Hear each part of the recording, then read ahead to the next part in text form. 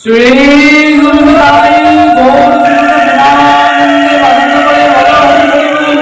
নিতাই গৌর প্রেমানন্দে বাধন করে বলো হরি বল। নিতাই গৌর প্রেমানন্দে বাধন করে বলো হরি বল। কলিযুগ পবনাবতার সর্বভূতের গৌর সুন্দর ও নিতাই সুন্দরের শ্রীচরণে সশ্রদ্ধানন্দ কোটি প্রণাম নিবেদন করে আজকের এই আনন্দ তিথিতে আমরা সমবেত হয়েছি গৌর গোবিন্দ কথা রসসুধা আস্বাদন করব বাসনা নিয়ে। পরমহংস চূড়ামণি পরম পূজ্যপাদ আচার্য বরেন্দ্র কৃষ্ণ লীলাতত্ত্ব রসিক মুনি সত্তম মায়ামুক্ত পুরুষ ছিল সুখদেব গোস্বামী চরণ পবিত্র গঙ্গার তীরে ৭,০০০ সন্ত মুনি ঋষিগণের পরিবেষ্টিত ভাগবতী আসরে ব্রহ্ম শাপগ্রস্ত মৃত্যুমুখ পথযাত্রী মহারাজ পরীক্ষিতকে নিরন্তর অমৃতময়ী ভাগবত কথা রসসুধা আস্বাদন করিয়ে চলেছেন। আস্বাদন করাতে করাতে উপনীত হয়েছেন আমাদের দশম স্কন্ধে নবম অধ্যায়ে প্রথম শ্লোক। একদা গিল দাসেষু যশোদানন্দ গেহিনী কর্মান্তর নিযুক্তাসু নির্মমহং স্বয়ং দধি।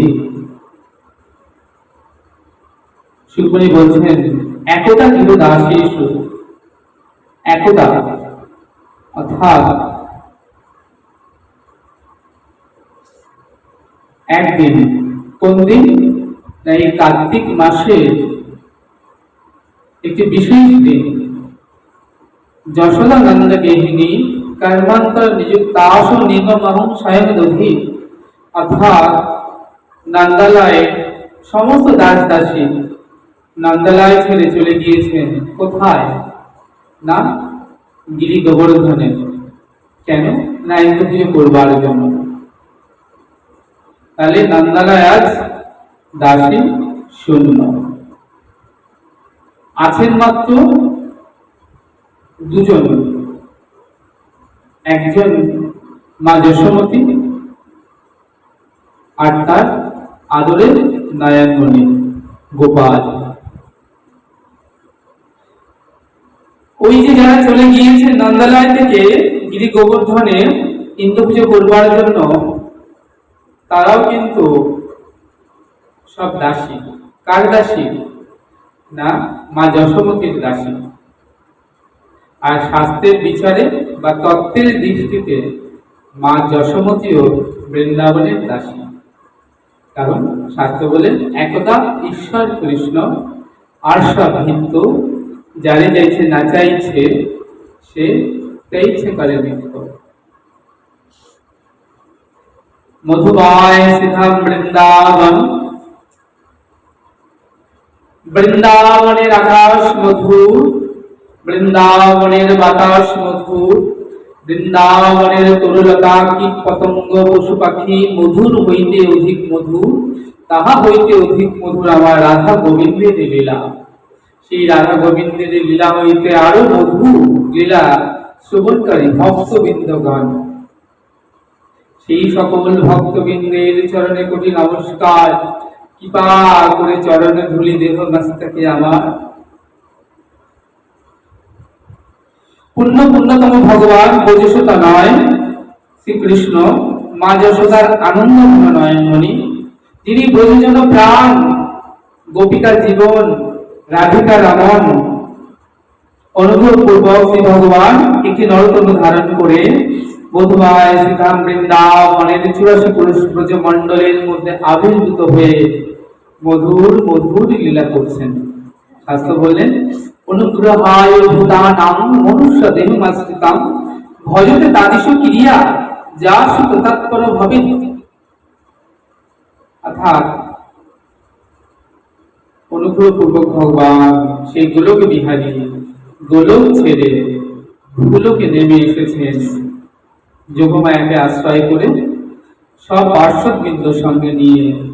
আজ বৃন্দাবনের 84 পুরুষ ব্রজমণ্ডলের মধ্যে আবির্ভূত হয়ে মধুর মধুর লীলা করছেন। ভগবানের সকল লীলাই কিন্তু যোগমায়াকে আশ্রিত। যোগমায়া ছাড়া কোনো লীলা সংগঠিত হয় না। যোগমায়া যোগ শব্দে যুক্ত করে, যিনি ভগবানের সঙ্গে যুক্ত করেন তিনি যোগমায়া। শাস্ত্র বলেন যোগ মায়া যোগ শক্তি বিশুদ্ধ শক্তি পরিণতি, তার শক্তি লোক দেখাইতে এর পুরাতন ভক্তগণের গ্রধান প্রকাশ করিল নিত্য লীলা হইতে।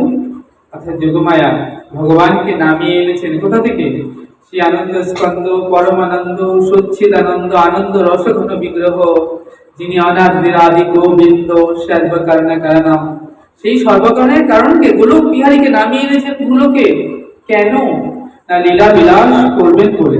আজ ভগবানও সেই মধুমায়াধাম বৃন্দাবনের ব্রজমণ্ডলের ভিতর আবির্ভূত হয়ে সব পার্শ্ববৃন্দ সঙ্গে লয়ে মধুর মধুর লীলা করছেন। শিল সুখদেব গোস্বামী ভগবানের লীলাকে 3টি ভাগে ভাগ করেছেন: ব্রজলীলা, মথুরা লীলা এবং দ্বারকা লীলা। এই 3টে লীলাতে ভগবানের 3টি রূপ প্রকাশিত হয়। তাহলে বলছেন যে পূর্ণতম ভগবান, পূর্ণতর ভগবান এবং পূর্ণতম ভগবান। তাহলে কোথায় তিনি পূর্ণ? না দ্বারকায় তিনি পূর্ণ, আর মথুরায় পূর্ণতর মাধুর্য মণ্ডিত ভূমি বৃন্দাবনে তিনি পূর্ণতম।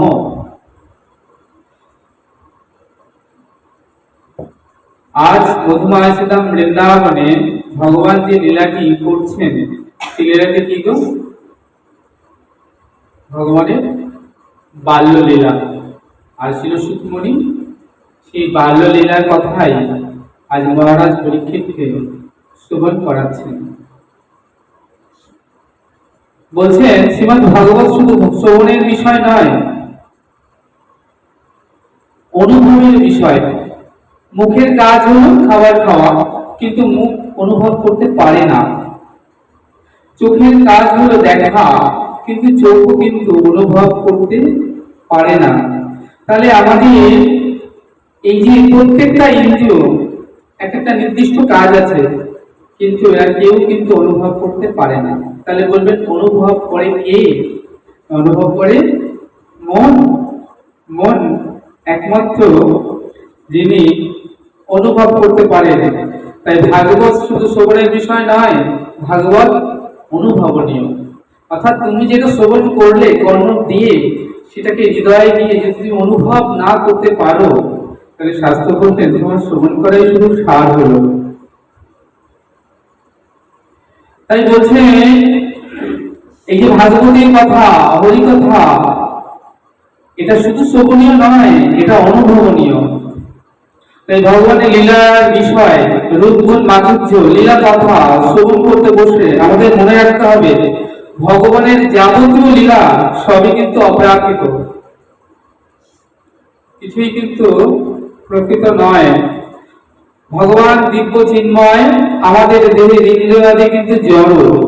তাহলে সেই জড় ইন্দ্রিয় আদি দ্বারা সেই অপ্রাকৃত দিব্য বিষয় আমাদেরকে শ্রবণ করতে গেলে চাই একটি পার্থিব বস্তু। সেটা কি না গুরু কৃপা। গুরুদেব যদি কৃপা করেন তাহলে তুমি অনুভব করতে পারবে। তাই গুরু কৃপা ছাড়া ভগবানের সে অপ্রাকৃত দিব্য চিন্ময় লীলাসমূহ, কারণ ভক্ত ভগবানের মহা মিলন ক্ষেত্র কি ব্রজধাম বৃন্দাবন, আর সেই বৃন্দাবনে অপ্রাকৃত লীলা গুরু কৃপায় দ্বারা অনুভব করতে হয়। কারণ ভগবান নিত্য সেখানে দিব্য লীলা করেন, আর ভক্ত ছাড়া, আর ভক্ত দৃষ্টি ছাড়া, আর ভক্তের হৃদয় ছাড়া সেই লীলাকে কি অনুভব করতে পারে? তাই বারবার বলছেন যে সেই নিত্য ধামে বসবাসকারী নিত্য সিদ্ধ যে ব্রজ গোপীগণ, নিত্য সিদ্ধ সাধন সিদ্ধ, কৃপা সিদ্ধ। সেই সমস্ত অপ্রাকৃত ব্রজদেব দেবীগণ, সেই ব্রজ গোপীগণের সঙ্গে তাদের যে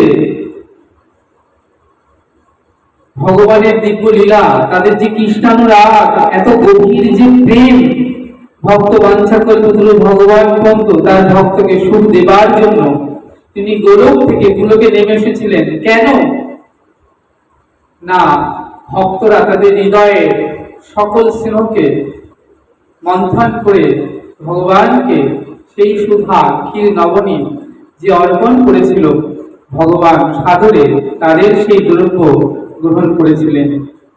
তাই জন্য ভগবানকে এই মাখন চোর লীলা, এই দিব্য লীলা তাকে সংঘটিত করতে হয়েছিল।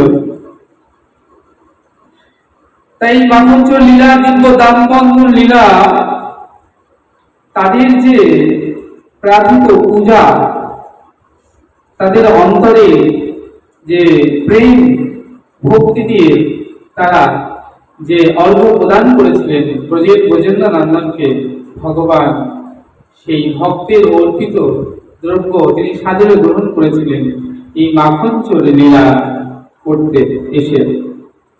তাই বলছেন ওই যে ভক্তি দ্বারা ভগবানকে লাভ করা যায়, কারণ ভগবান কার বলছেন, ভক্তি যার, তাহলে সেই যে ভক্তি, যে ধন লাভ করলে তুমি তাকে পাবে, সেই ধন ভক্তি ধনের জন্মদাত্রী কারা জানো? বৃন্দাবনের আহেরি কুলের ব্রজ গোপীগণ। সেই ব্রজ গোপীগণের সঙ্গে ব্রজেন্দ্র নন্দনের যে অপূর্ব লীলা কথা, সেই কথাই ভক্ত হৃদয়ের গুরুধন।